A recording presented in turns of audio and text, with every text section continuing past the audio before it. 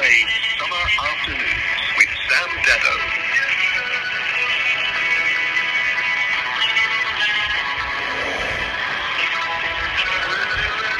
Just gone 1 o'clock here on your Sunday Arvo.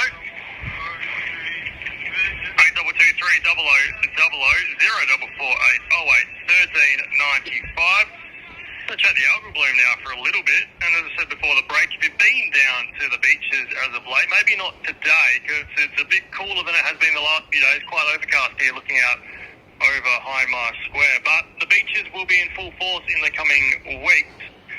Lucy Hood, the Environment Minister, stood up alongside Mike Steer talking about the fact that the algal material in our oceans is on the decline. At first we thought the summer might inflame the situation, but looking the opposite at the moment. But of course, the devastation to our waterways and our marine life this year has just shown how much we need to make sure this doesn't happen again.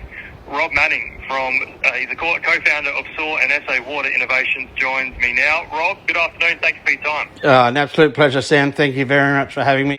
Now, give us a bit of background. SOAR and SA Water Innovations, what do you do and how do you go about doing it? Well, SOAR is a gyroid material that we discovered based on necessity. So we say it's a product developed on or discovered, research-backed and science-proven. We started on Tuggerah Lakes in New South Wales, but we're a stormwater specialist enterprise which can filter all the harmful pollutants, the nutrient-rich stormwater, the hydrocarbons, road oils, microplastics and those sort of things that are probably the major causes of the HAB that we've just had. Yeah, I was going to say, all these months on, are we any clearer as to what the actual cause of this algal bloom has been? It's like any complex organism. There is no one cause. It was a culmination of a number of factors. We had warmer water temperatures. We had rich nutrient coming through from the floodwaters coming out of the Murray-Darling Basin. We had stormwater pollution that's entering the Gulf. And it was just the culmination of those things that brought it all together. So there wasn't one cause. I know there's a lot of talk about what may have caused it. The reality is the most obvious and controllable source of the outburst itself is the stormwater pollution that comes from across the Adelaide Plains. So this treatment that you were just talking about, how long did it take to develop? The company started back in 2019 as SOR, so it had one R. I joined after a liver transplant in 2021. In actual fact, I've just celebrated the 4th anniversary of going into a coma. I spent 2 weeks in a coma. On the 2nd of January 2022, I came out of it. And one of the first things I saw was oil floating on top of the water near a creek where I live, or on the creek where I live. And I thought, I've got to do something about it. So I went into a council-run program where a federal grant was given to create the Tuggerah Estuaries Stormwater Trial, which was to clean the stormwater coming into our local waterways. And that then led me to find this product called SOAR or SOR. I joined the company in 23 as the lead on a science project, and we've brought it to South Australia because it helps reduce the toxins and pollutants that contribute to the HAB. We've worked with SARDI and the EPA. In tests that we did down at West Beach, we showed that we can remove 96% of the harmful particulates, which is the nutrients and other things that cause it, as well as the algae material itself. So in stormwater runoff and in near-shore deployments, we can help protect the marine environment. So whereabouts are you currently using it in the country? Well, as I said, it's been used in New South Wales. It has been used in Perth, Western Australia. SOAR as a company, we established SOAR India at the beginning of 2024 in conjunction with a program which was called the RISE, Rapid Innovation Startup Expansion Program, with the CSIRO, and we went to India as part of the RISE program. And in this year we signed a contract with the state of Goa, which is on the west coast of India, to deploy this across their stormwater and their port, the port of Mormugao, and that was a $4.6 million contract. but we want to get the product deployed here at home. I grew up in Adelaide, and we decided that we'd set the company's headquarters up in the Centre of Excellence at Flagstaff Hill, and we're ready to deploy in Adelaide as we speak.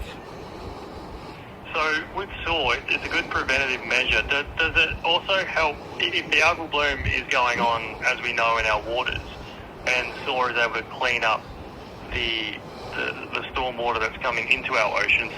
Once the bloom is happening, does it still have any positive effects, or is the bloom, because it's already there, it's already growing? The way in which we can help is, as I mentioned, the near shore deployment. So where we want to protect the beaches, the jetties, the areas where marine life spawn or breed. So in the coastal rocky areas, in the likes of down in Second Valley, we looked to work with the EPA before they went and bought the bubbler they didn't use, or the water curtain, the bubbler we call it, the $750,000 beautiful piece of technology which wouldn't have probably helped anyway. But we can deploy the material to prevent the algae from approaching the shorelines or from particular areas. We actually engineered a solution that we proposed for West Lakes. We went to the EPA and said, we've got this material, it's non-intrusive, it's not chemical in the way that it doesn't put anything into the water, it actually will just take the algae out of the water. We were going to deploy, or we asked to deploy it across West Lakes so that we could filter the water as it came in down there at Tennyson, so that we could prevent the algae from reaching the lake, so the lake would flush itself after 10 days. But that was back in July. We had to get through the SARDI testing, which was done in November. And by the time November had rolled around, the algae count had reduced, which is a good sign. But even Mike was on with 5AA Friday a week ago on the 12th. He was on, or 12th of... sorry, I dropped out. I don't know what happened there. Back to Sam, that's all right. Yeah. Thanks, mate. Very long time now. Was it bushfires? Was it desalination plants? But stormwater is a very, very important factor. Rob, I got you back now. You did. What I wanted to ask as well, stormwater, which I was just talking about, just how the stuff that's in stormwater, just how bad is that for our oceans? Because I'm assuming it would encompass oil from road runoff, as you said, microplastics. Just how harmful is it? It's harmful in more ways than one. It's what we say. It's not the pollution that we can see that's going to kill us or the marine environment. It's the stuff we can't see. So you're right. You'll find that all stormwater is a beautiful soup of mixed waste. It's got hydrocarbons, it's got nutrients, it's got plastics and microplastics. You'll probably find that you'll also have PFAS contamination within that water, and it will sit in the sediment and silt at the bottom of stormwater pipes and across the network. And as rains come, it will flush out, and it flushes out in various quantities depending on the size of rain and the flow of water.